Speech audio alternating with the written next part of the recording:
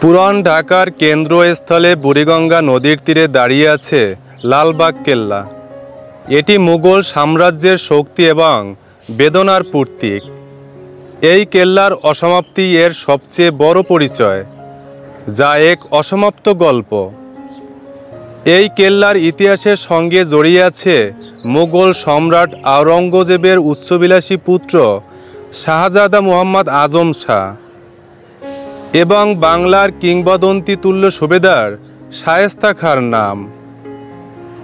এই প্রতিবেদনটি সেই ইতিহাসের গভীরে প্রবেশ করে উন্মোচন করবে কিভাবে মুঘল শক্তির প্রতীক হতে চাওয়া একটি দুর্গ এক পারিবারিক ট্র্যাজেডির কারণে ইতিহাসের পাতায় এক ভিন্ন পরিচয়ে অমর হয়ে রইল।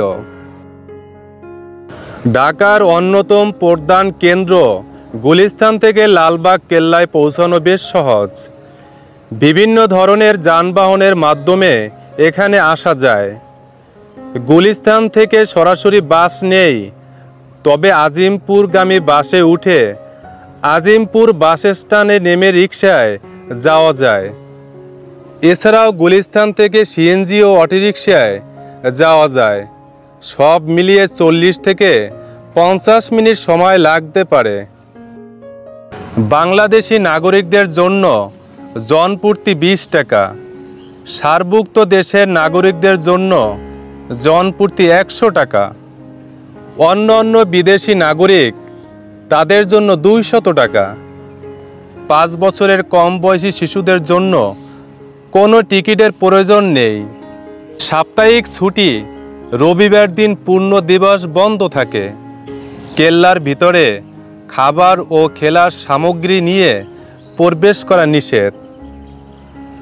লালবাগ কেল্লার নির্মাণ পূর্বের সূচনা হয় 1678 খ্রিস্টাব্দে।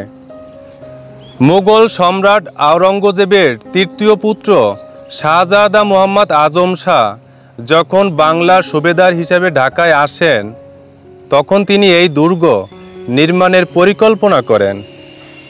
শাহজাদার নতুন প্রাসাদ ও দুর্গ নির্মাণের প্রতি প্রবল ঝোঁক ছিল। তিনি পিতার প্রতি সম্মান প্রদর্শন করে এই দুর্গটির নামকরণ করেন কেল্লা আওরঙ্গাবাদ। এই নামকরণ থেকেই বোঝা যায় এর নির্মাণের পিছনে কেবল একটি বাসস্থান তৈরির উদ্দেশ্য ছিল না, বরং বাংলার বুকে মুঘল সাম্রাজ্যের শক্তি ও গৌরবকে প্রতিষ্ঠা করার এক রাজনৈতিক উদ্দেশ্য ছিল। শাহজাদা আজমের পরিকল্পনা ছিল দিল্লির লাল কেল্লার আদলে একটি ছোটোখাটো প্রাসাদ দুর্গ নির্মাণ করা, যা হবে বাংলার মুঘল গভর্নরের আনুষ্ঠানিক বাসভবন। তিনি তার 15 মাসের শাসনামলে দুর্গের কিছু অংশের নির্মাণ কাজ সম্পন্ন করেন। এর মধ্যে একটি মসজিদ এবং দরবার হল। এই নির্মাণ কাজগুলো মুঘল স্থাপত্যশৈলীর নিদর্শন, যা ঢাকায় মুঘল শাসন আমলের পরিচয় বহন করে। কেল্লার নির্মাণ কাজ পুরোদমে এগিয়ে চলার সময়ই এক আকস্মিক পরিবর্তন ঘটে। শাহজাদা আজম বাংলায় সুবেদার হিসেবে মাত্র 15 মাস অতিবাহিত করার পরেই সম্রাট আওরঙ্গজেব তাকে মারাঠা বিদ্রোহ দমনের জন্য জরুরি ভিত্তিতে দিল্লি তলব করেন। ফলে শাহজাদা আজমকে কেল্লার নির্মাণ কাজ অসমাপ্ত রেখেই ঢাকা ত্যাগ করতে হয়।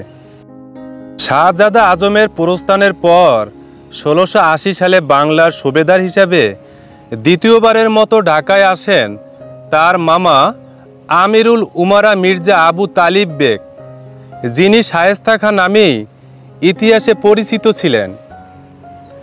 শাহজাদা আজম তাকে কেল্লার অসমাপ্ত কাজ সমাপ্ত করার জন্য অনুরোধ করেছিলেন। শায়েস্তা খাঁ ছিলেন একজন অত্যন্ত দক্ষ এবং জনদরদী শাসক। তার সুশাসনে বাংলার অর্থনৈতিকভাবে এতটাই সমৃদ্ধ লাভ করেছিল যে তার সময়ে 1 টাকায় 8 মণ চাল পাওয়া যেত। শায়েস্তা খাঁ ঢাকায় এসে দুর্গের নির্মাণ কাজ পুনরায় শুরু করেন। তিনি শাহজাদার পরিকল্পনা অনুযায়ী কাজ এগিয়ে নিতে থাকেন এবং আংশিকভাবে নির্মিত দরবার হল তার বাসভবন ও বিচারালয় হিসাবে ব্যবহার করতে শুরু করেন। তার তত্ত্বাবধানে কেল্লার কাজ নতুন করে গতি লাভ করে এবং মনে হচ্ছিল শাহজাদার স্বপ্ন হয়তো এবার বাস্তবায়িত হবে। এই কেল্লার ইতিহাসের সবচেয়ে হৃদয় বিদারক অধ্যায়টি রচিত হয় শায়েস্তা খাঁর আদরের কন্যা পরী বিবিকে কেন্দ্র করে। তার আসল নাম ছিল ইরান দুখুত রহমত বানু। পরী বিবির সঙ্গে সুবেদার শাহজাদা মোহাম্মদ আজম শাহের সাথে বিবাহের দিন তারিখ চূড়ান্ত করা হয়েছিল। 1684 সালে অকাল মৃত্যুতে পরী বিবি কেল্লার ভিতরেই শেষ নিঃশ্বাস ত্যাগ করেন। প্রিয় কন্যার মৃত্যুতে শায়েস্তা খাঁ মানসিকভাবে ভেঙে পড়েন। তিনি এই দুর্গটিকে একটি অশুভ স্থান হিসাবে বিবেচনা করতে শুরু করেন।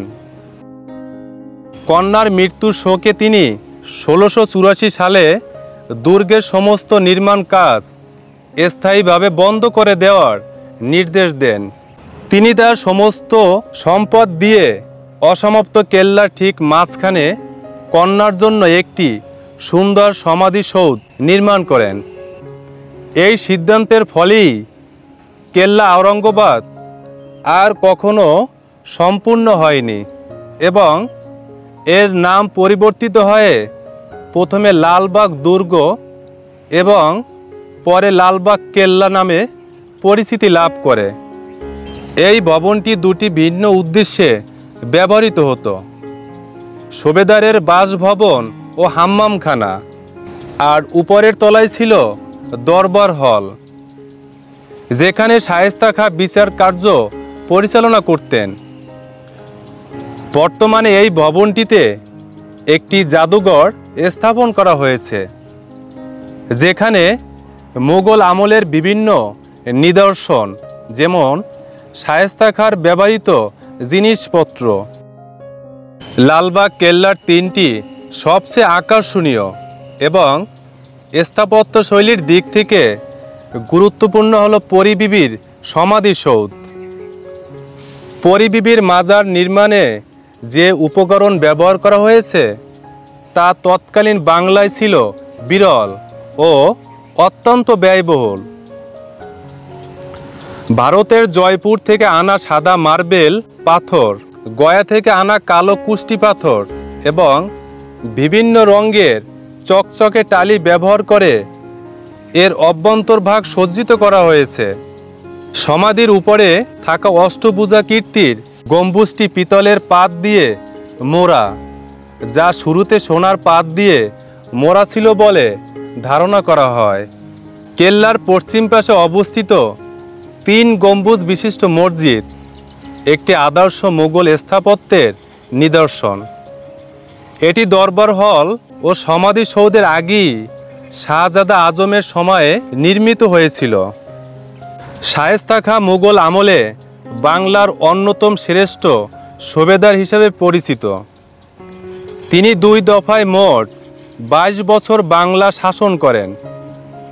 তার শাসনামলে তিনি চট্টগ্রামকে আরাকানি জলদস্যুদের হাত থেকে মুক্ত করেন, যা ছিল তার অন্যতম বড় সামরিক সাফল্য। ঐতিহাসিক নথি ও বিভিন্ন সূত্র অনুযায়ী সুবেদার শায়েস্তা খাঁ 1694 সালে আগ্রায় মৃত্যুবরণ করেন। মৃত্যুর সময় তার বয়স হয়েছিল প্রায় 93 থেকে 94 বছর। ঢাকায় একটি প্রচলিত ধারণা রয়েছে যে শায়েস্তা খাঁকে এই শহরেই দাফন করা হয়েছে। ঢাকার মোহাম্মদপুরে তার নির্মিত 7 গম্বুজ মসজিদের পাশে একটি পুরনো সমাধি রয়েছে, যাকে অনেকে শায়েস্তা খাঁর সমাধি বলে মনে করেন। এই ধারণাটির পিছনে শক্ত ঐতিহাসিক প্রমাণ না থাকলেও এটি প্রমাণ করে যে শায়েস্তা খাঁ ঢাকার মানুষের মনে কতটা ভালোবাসার জায়গা করে নিয়েছিলেন। তার স্মৃতিকে অমর করে রাখতেই হয়তো স্থানীয়রা এই সমাধিটিকে তার বলে চিহ্নিত করেছে। তবে অধিকাংশ ঐতিহাসিক সূত্র অনুযায়ী শায়েস্তা খাঁর সমাধি ভারতের আগ্রা শহরে অবস্থিত। তিনি ছিলেন মুঘল দরবারের একজন অভিজাতদের প্রধান এবং সম্রাটের নিকটাত্মীয়। তৎকালীন মুঘল রীতি অনুযায়ী এমন উচ্চপদস্থ ব্যক্তিদের দিল্লি বা আগ্রায় দাফন করা হতো। আগ্রায় অবস্থিত তার সমাধিটি মুঘল স্থাপত্য রীতিতে নির্মিত, ঐতিহাসিকদের কাছে সমাধিস্থল হিসাবে স্বীকৃত।